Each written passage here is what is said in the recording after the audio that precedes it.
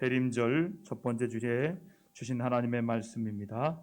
이사야 52장 7절에서 10절까지 말씀입니다. 함께 구약 성경 1032면의 말씀을 함께 합독으로 읽습니다. 이사야서 52장 7절에서 10절까지 말씀입니다. 함께 합독합니다. 좋은 소식을 전하며 평화를 공포하며 복된 좋은 소식을 가져오며 구원을 공포하며 시온을 향하여 이르기를 내 하나님이 통치하신다는 자의 산을 넘는 발이 어찌 그리 아름다운가.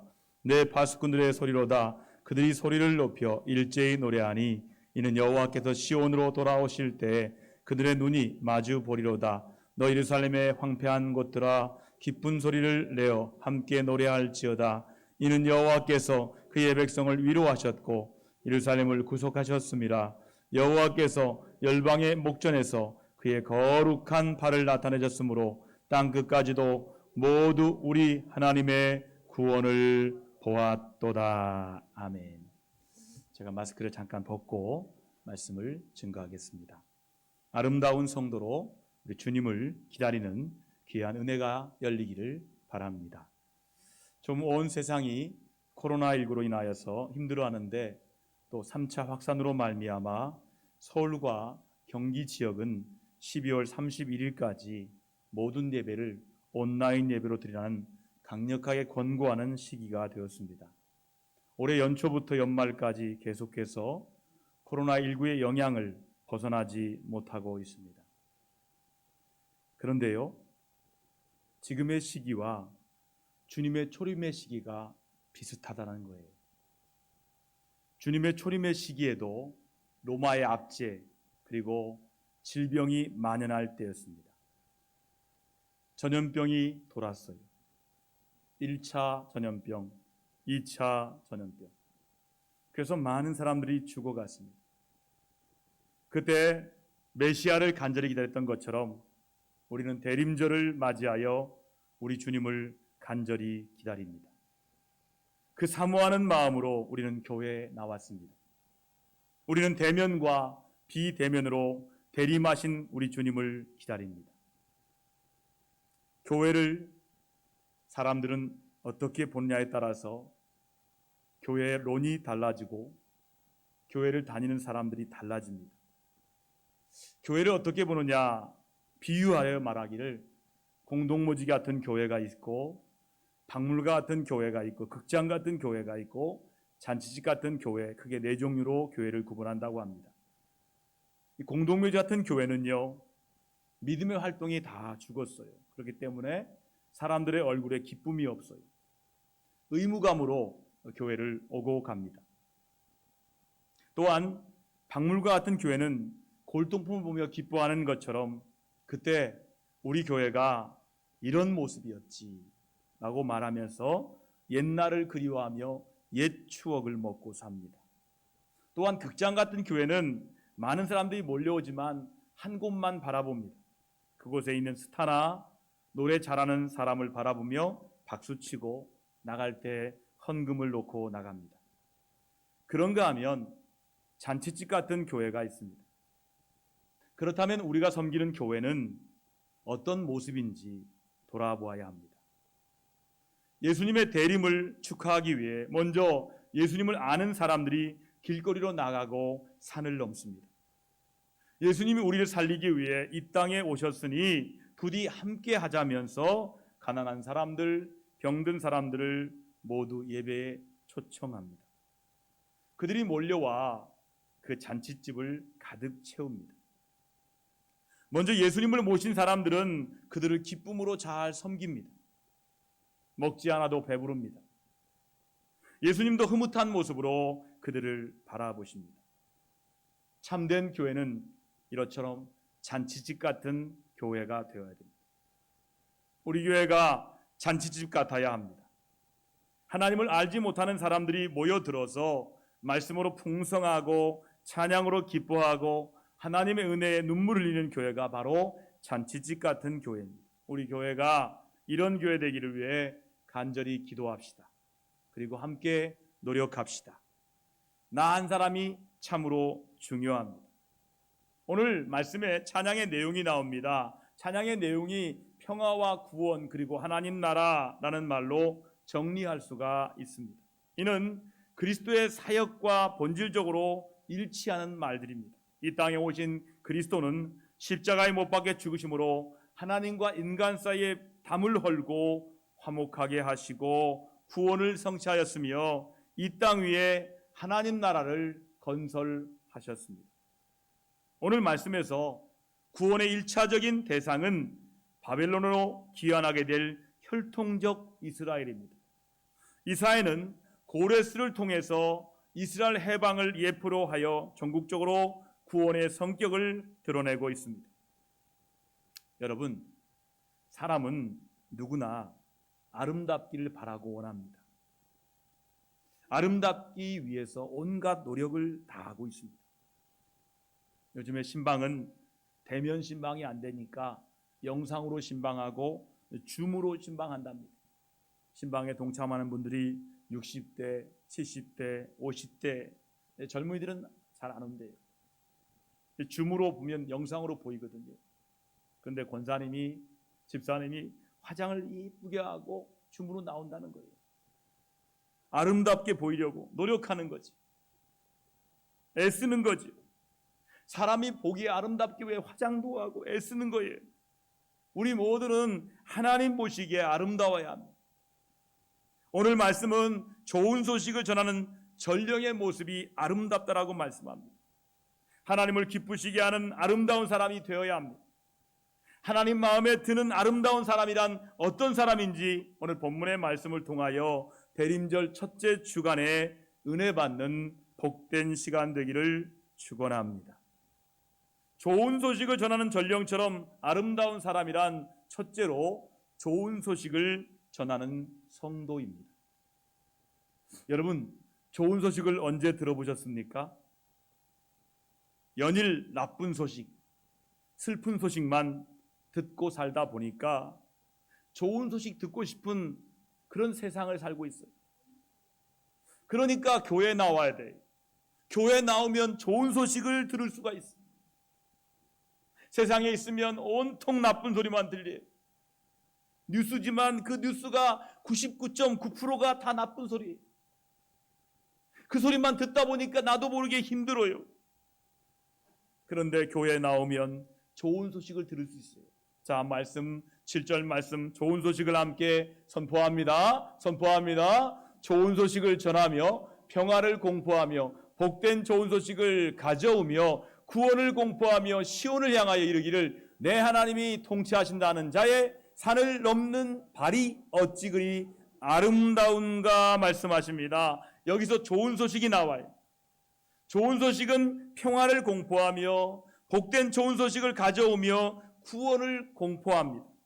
온 백성이 고대하고 원하는 소식을 소지하고 달려오는 전령을 발견했을 때 그들의 눈에 비친 전령의 발이야말로 아름답게 보였음에 틀림없습니다.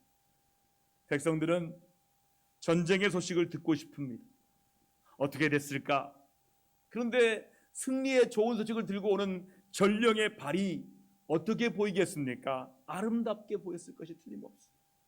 물론 그 소식이란 바벨론을 포로로부터 회복의 소식이고 억눌림으로부터 해방의 소식입니다. 그러나 더 나아가서 예수 그리스도의 복음을 믿는 모든 자에게 임할 죄로부터의 해방과 구원을 뜻합니다.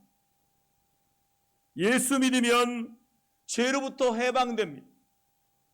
예수 믿으면 구원을 받습니다. 이것이 좋은 소식으로 들려와야 돼요. 그러면 우리 생애에 좋은 소식이 많이 있겠지만 예수 그리스도를 통한 구원의 소식이 나에게 가장 좋은 소식으로 들려왔습니까? 아이고, 목사님, 제겐 좋은 소식이 안 들려요. 제 인생에는 좋은 것이 없었어요. 제가 물어봤어요. 살면서 가장 기쁜 소식이 뭐였어요? 제 마음에는 그 말을 듣고 싶었어요. 예수 믿고 나니까 좋대요, 목사님. 예수 믿고 나니까 복음이 들려오대요. 예수 믿던 그때가 가장 좋았습니다. 그렇게 말하는 분도 계셔요. 여러분, 언제가 제일 좋았어요? 언제가 제일 기쁜 소식이었어요? 내가 예수 믿고 구원받은 것, 내가 예수님을 나의 주로 믿었을 때가 가장 좋았잖아요. 전 고등학교 때 멋모르고 교회를 갔어요. 그렇다가 사형리를 수백 번 읽고, 그랬다가 예수님을 주님으로 영접하고 교회에서 한 달 동안, 아니 1년 동안 먹고 지냈어요. 얼마나 복음이 좋은지. 수요 예배, 금요 기도회, 새벽 기도회, 주일 예배, 주일 저녁 예배를 빠지질 않았어요. 얼마나 그 소리가 좋은지, 얼마나 말씀이 좋은지, 얼마나 예수 믿는 것이 좋은지. 예수 그리스도를 믿고 전하는 말은 가장 아름답습니다. 발이란 사람과 인격을 뜻합니다. 복음을 전하는 사람은 가장 아름답고 하나님을 기쁘게 해드리는 사람이에요. 한번 생각해 보시기 바랍니다. 나는 나쁜 소식에 목숨 걸고 전하는 사람인가? 아니면 좋은 소식에 생명을 걸고 전하는 사람들입니다. 한 번쯤은 자신을 돌아볼 필요가 충분히 있습니다. 입만 열면 좋은 소식을 전하는 아름다운 성도로 입이 변화되기를 소망하십니까? 그런 사람 주위에는 사람이 많아요. 왜요? 입만 열면 좋은 소식을 말하니까. 입만 열면 마음을 기쁘게 하니까. 얼마나 좋은지. 입이 변화돼야 돼요. 마음이 변화되고 입이 변화되는 것이 예수 믿는 거예요. 목적을 이끄는 삶이라는 책이 있어요. 저 책은요, 전 세계적으로 수십억 권이 팔렸어요. 저 책의 저자는 릭 워렌 목사님이에요. 개척교회 목사님 아들이에요. 저분이 저 책을 썼을 때 수많은 세상 사람들이 놀랐어요. 목적 이끄는 삶, 교회마다 목적 이끄는 삶 40일 기도회 많이 봤어요. 이 책의 저자에 대해서는 사람들이 잘 몰라요. 이 저자는 어릴 때부터 병을 앓고 있었어요. 릭 워렌 목사님은 아드레날린이 적정 수준 이상으로 과다 분비되는 병을 갖고 있었습니다. 그러다 보니까 아드레날린이 분비가 과해지면 어지러워집니다. 그리고 눈이 잘 안 보인다고 합니다. 설교를 해야 하는데 앞이 안 보이는 거예요. 앞에 사람이 안 보이니까 어떻게 설교하겠습니까? 원고를 안 보이면 외워서 설교하면 되지만 사람이 전혀 안 보이니까 얼마나 당황스럽겠습니까? 거기다가 머리가 깨질 듯이 두통이 심하다고 했어요.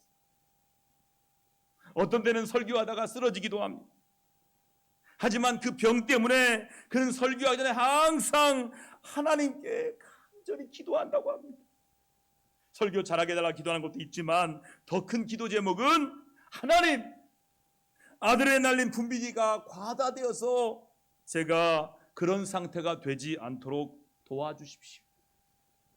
이렇게 간절히 기도해도 마음이 불안한 거예요. 답답하니까 성도들에게 고백했습니다. 중보기도 틈을 만들어서 나를 위해 기도해 주십시오. 그래서 그가 설교하는 동안에 팀들은 이렇게 기도했답니다. 하나님, 우리 목사님 견디게 도와주세요. 우리 목사님 넘어지지 않게 도와주세요. 저는 이 중보기도가 릭 워렌 목사님으로 하여금 지금까지 넘어지지 않고 영적 영향력을 미치게 하는 이유라고 생각합니다. 미국에 있는 수많은 교회, 대형 교회 목사님들이 다 줄줄이 넘어졌어요.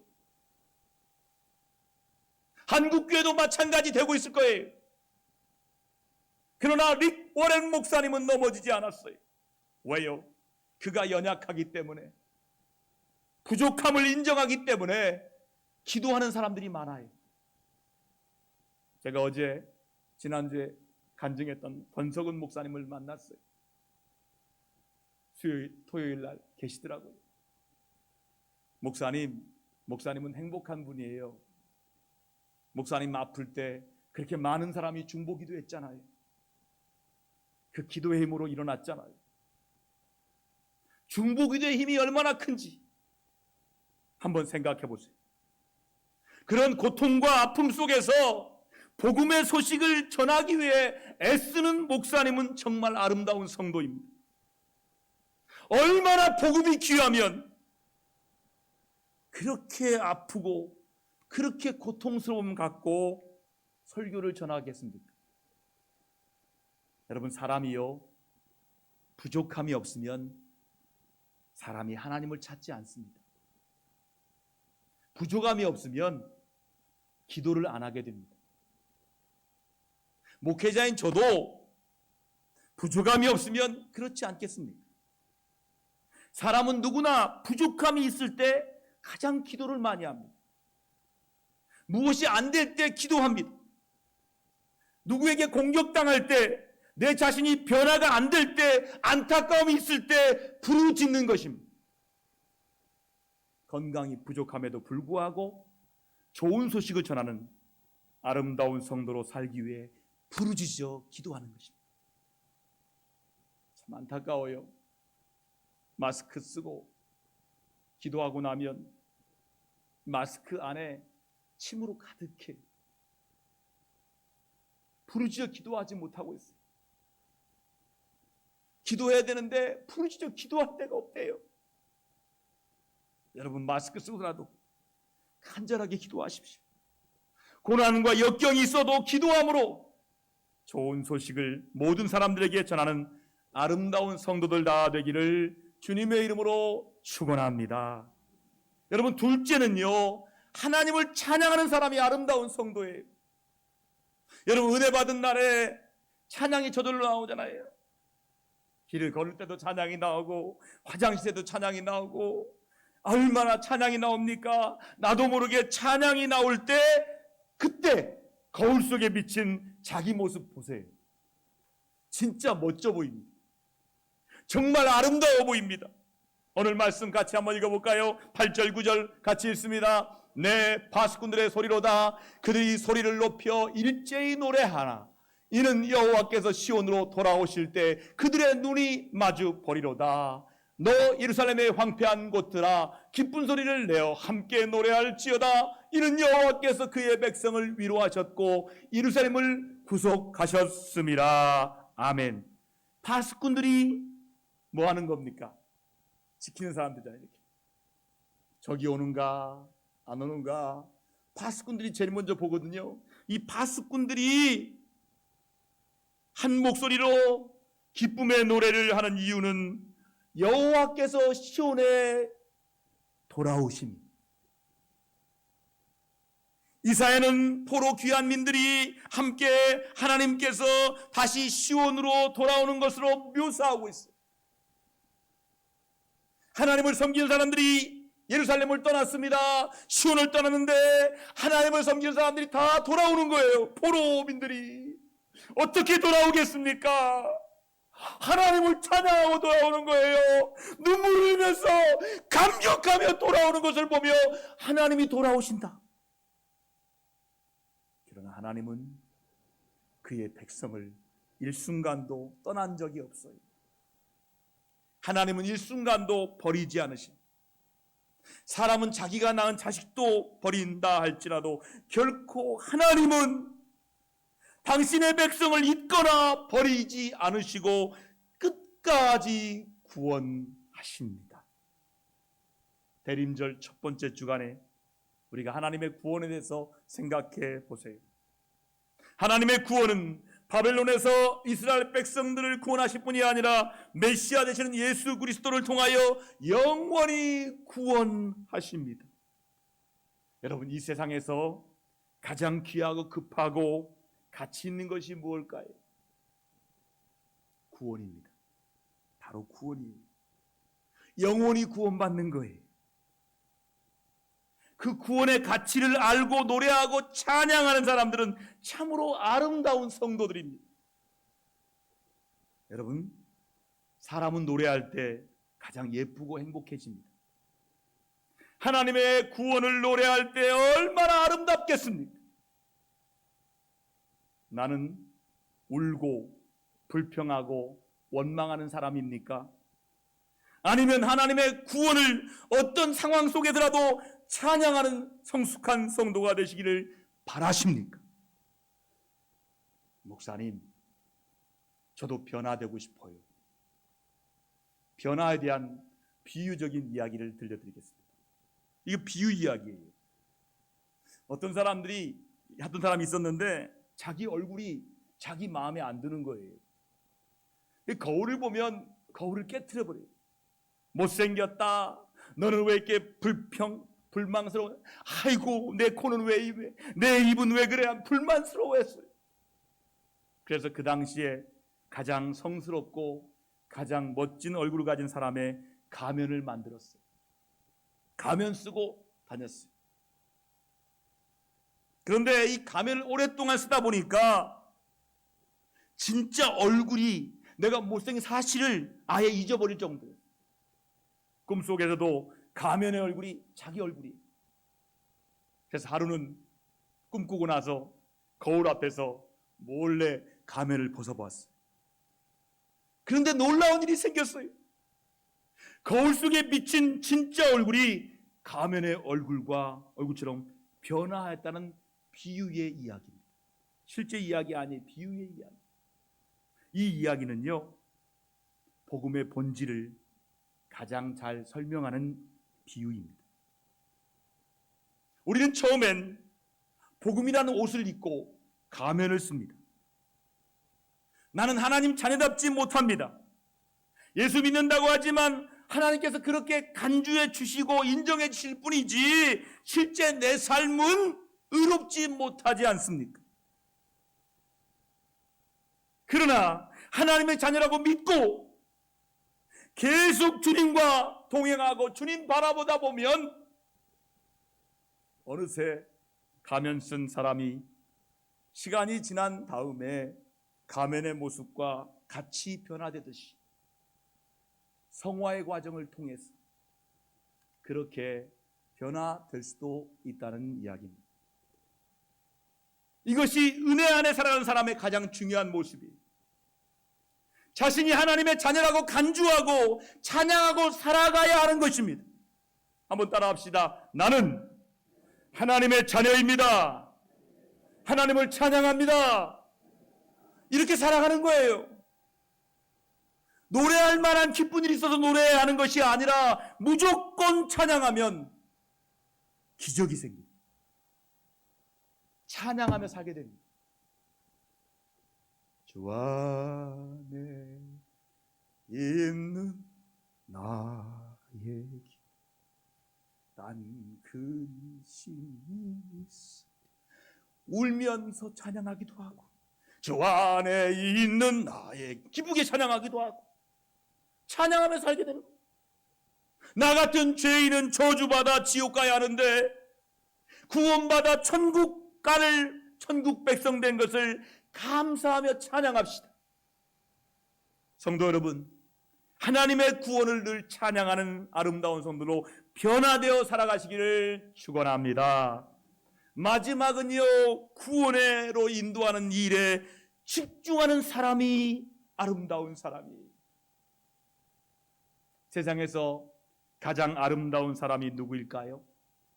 바로 구원받은 사람이에요. 세상에서 가장 아름다운 사람은 선한 일을 하는 사람이 아니에요. 구원받은 사람이에요. 10절 말씀 같이 한번 읽겠습니다. 시작. 여호와께서 열방의 목전에서 그의 거룩한 발을 나타내셨으므로 땅끝까지도 우리 모두 우리 하나님의 구원을 보았도다. 다시 한번 읽어볼까요? 시작. 여호와께서 열방의 목전에서 그의 거룩한 발을 나타내셨으므로 땅끝까지도 우리 모두 하나님의 구원을 보았도다. 여러분, 이 말씀은요, 전투를 위해 자신의 튼튼한 발을 과시해 보이는 용사로부터 취한 이미지입니다. 이스라엘을 위하여 하나님의 행하신 구원은 모든 민족들이 여호와를 인정하게 되는 근거가 된다는 거예요. 여호와의 구원을 바라보고 집중하는 사람이 아름답습니다. 여러분들은 어떻게 생각합니까? 국경 없는 곳이 무엇이라고 생각합니까? 국경이 없어요. 경계가 없어요. 다 경계가 있잖아요. 집과 집의 경계, 남 땅과 내 땅의 경계, 또 하늘도 경계가 있잖아요. 또 바다도 경계가 있어요. 다 국경이 있어요. 그런데 국경이 없는 것이 무엇이라고 생각합니까? 바로 복음입니다. 복음에는 국경이 없습니다. 그러나 그리스도인은 국경이 있어요. 나 자신과 민족이 구원을 받아야 돼요. 한번 따라합시다. 나와 내 민족이 구원을 받아야 합니다. 민족 복음화를 위해서 기도해야 돼요. 이제 큰 기도해야 돼요. 나의 가정만 위해 기도하는 거 아니라 민족 복음화를 위해서 우리 민족이 구원받기를 바랍니다. 구원받은 사람이 또 다른 사람을 복음으로 구원해야 돼요. 구원의 길로 인도해야 돼요. 구원의 연속성, 구원의 도미노 현상이 일어나야 돼요. 도미노 알지요? 쫙 넘어지잖아요. 얼마나 아름답습니까? 쫙. 구원의 연속성에서 나도 구원받고 다 구원받는 거예요. 한 사람이라도 더 구원받는 것이 하나님의 뜻이며 예수 그리스도께서 십자가신 목적입니다. 여러분 지금 어디에 서 있습니까? 구원의 연속석상에 서 계십니까? 구원의 도미노스에 서 있습니까? 어디에 서 있습니까? 내가 서 있는 곳이 어디입니까? 구원받는 자리에 서 있어야 돼요. 구원의 도미노에 서 있어야 돼요. 구원 쌓는 연속사에 서 있어야 구원받는 거예요. 나 혼자 구원받으려고 그렇게 했으면 구원받습니까? 성경을 읽어보세요. 나의 민족 구원을 위해, 나의 혈통 구원을 위해 하나님 내 이름을 생명책에 지워주십시오. 그런 바울이 구원받습니다. 하나님 아버지 저 무지한 백성들을 위해 나의 이름을 지워주십시오. 그런 모세가 구원받아요.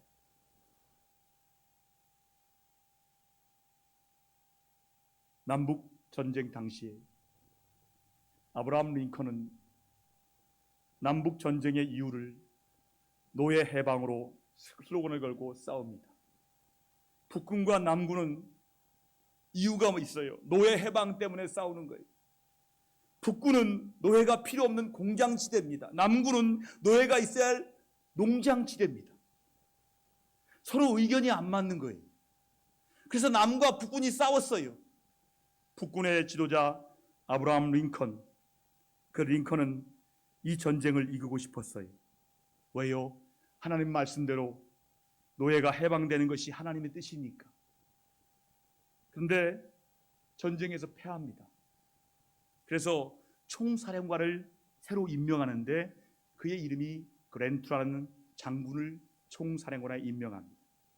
그리고 나서 링컨은 여유만만합니다. 이젠 승리합니다. 이제 우리가 이깁니다. 혼장담하자 이상에겐 참모들이 물어보았습니다. 카카, 병력이나 전환의 변화가 전혀 안 보이는데 어떻게 승리를 확신하십니까? 링컨은 대답했습니다. 그랜트가 나 못지않게 이기고 싶어하기 때문이다.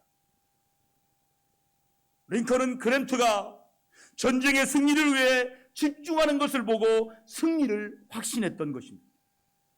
그가 그랜트 이전에 스코트, 맥드웰 등 여러 지휘관들을 사령관으로 임명했지만 모두 실패했습니다. 심지어 그 시대의 최고의 전쟁 전략가인 할렉이라는 군사 전략가를 사령관으로 임명해도 이길 수가 없었어요. 그러나 승리를 위해서 집중하는 사람을 사령관으로 임명했을 때 드디어 승리를 거머쥘 수 있었던 것입니다.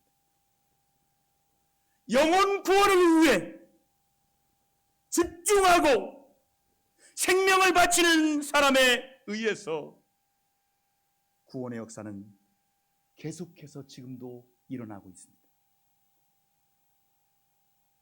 우리는 누군가를 반드시 구원으로 인도하며 구원을 받을 수가 있어요. 한번 따라하겠습니다. 누군가를 인도해야 내가 구원받는다. 이게 성서적입니다. 내가 누군가를 인도해야 내가 구원받는 거예요. 내가 예수 믿고 내가 예수 믿는 것이 진짜라면 누군가를 인도해야 구원받을 수 있는 거예요. 사람들을 구원의 길로 인도하는 사람이 하나님 보시기에 아름다운 성도입니다. 주님의 강림을 간절히 사모하고 기다리는 성도 여러분, 악하고 추한 사람 되지 맙시다. 좋은 소식을 전하는 성도, 목사님 좋은 소식 있어요. 우리 좋은 소식 있어요. 좋은 소식 전하는 성도, 날마다 찬양하는 성도, 구원으로 인도하는 성도가 되어서 아름다운 성도로 주님의 재림을 사모하고 기다리는 삶이 되시기를 주님의 이름으로 축원합니다. 기도하겠습니다. 하나님, 주님의 때가 다가오고 있습니다. 초림의 시기와 지금의 시기가 비슷합니다. 주님의 재림의 날이 다가올 때 우리가 아름다운 성도로 주님을 맞이하기를 원합니다. 좋은 소식을 전하는 성도, 항상 찬양하는 성도, 구원의 길로 인도하는 성도 되어서, 구원에 집중하는 성도 되어서 구원으로 인도하고 구원받는 성도 되기를 예수님의 이름으로 축복하며 기도드립니다.